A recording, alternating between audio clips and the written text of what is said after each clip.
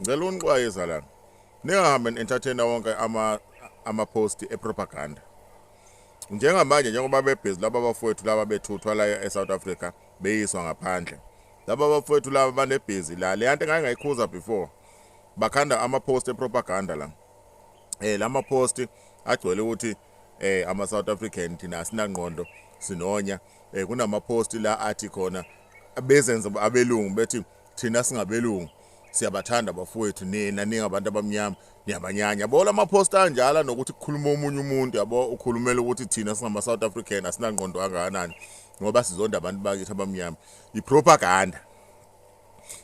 agcwele lawo ma-post lo yabona uma ufica ipost kanjalo ngisho ngathi ibhala ukuthi South Africa yaze yafaka iflag la khona akuyona la South Africa yiwo lama amazizimbane lawa azama iplan ukuthi abantu bewathathe kangcono azama ukuthi udriver ipropaganda ukuthi axolele as if manje abantu beSouth Africa bahlukene phakathi abanqena ungena bezenza amaXhosa bethi hayi ngumXhosa mina nami ngumXhosa ngiyahambisana lento ukuthi bayabheda laba abantu bemarch and march or something what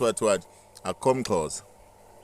amazizimbane azama iplan amazizimbane aseyishayile propaganda yaze yafika ngisho phesheya kunabantu phesheya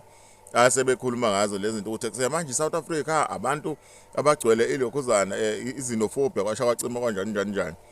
ningawa entertain ngisho ngathi uyibona ibhalwe kanjani yabona indlela abaneskill ngayo ungazi uyitshela ukuthi ngampela yazi le post le ibhalwe umuntu osile kanti izizimbane nje linuke likhwapha inuke ikhwapha phu yonke lo post leyo yes ngaze nje nixa igadani namalokhuzana epropaganda in fact yazi kube nje into engcono mawuthi uyayibona leyo lokhuza mina ngivele blocka mangihlala naye angihluphi kakhulu ngoba angifundi lokho ibuya nje kuyelokhuzana kwi-feed yami ngoba lento abayenzayo yabona abantu indlela aba-organized ngayo i-organized lento yabo bayenza ba-organized ukuthi yazini let us push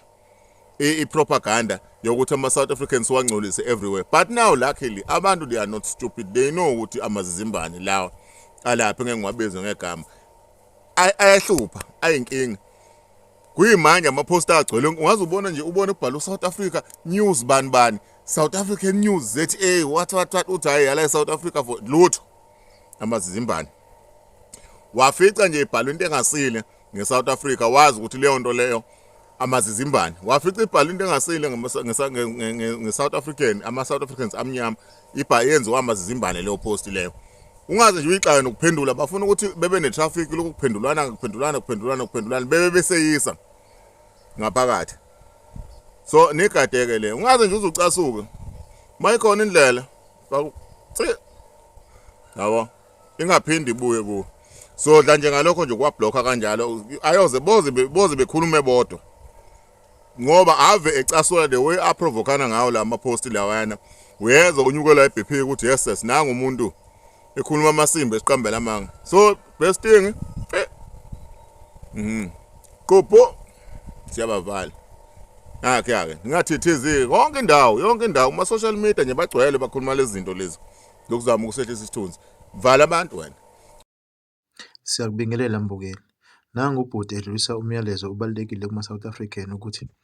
angavunyelwa ukushawa ipropaganda abantu bangaphandle ngoba bathanda ukuvula ama-akhawunti bazenza belungu kanti abasibone bathi hayi mina ngisebathanda abantu bangaphandle baphinde bazenze noma amaXhosa noma bazenze amaZulu versus amaZulu noma amaXhosa versus amaZulu noma amashangane masingakuvumeli lokho masihlale nje siyimbumba siyinto eyinye ngoba bayathanda labantu laba basibhekise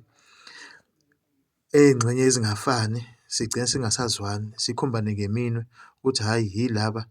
yilaba kanti yibo. Mbukeli, ngisacela ukubekelwa khuluvo ukhomente ukuthi uthini ngalo mbiko odluliswe lo bhuti lona. Sihlangane kwelandelayo. Bye bye.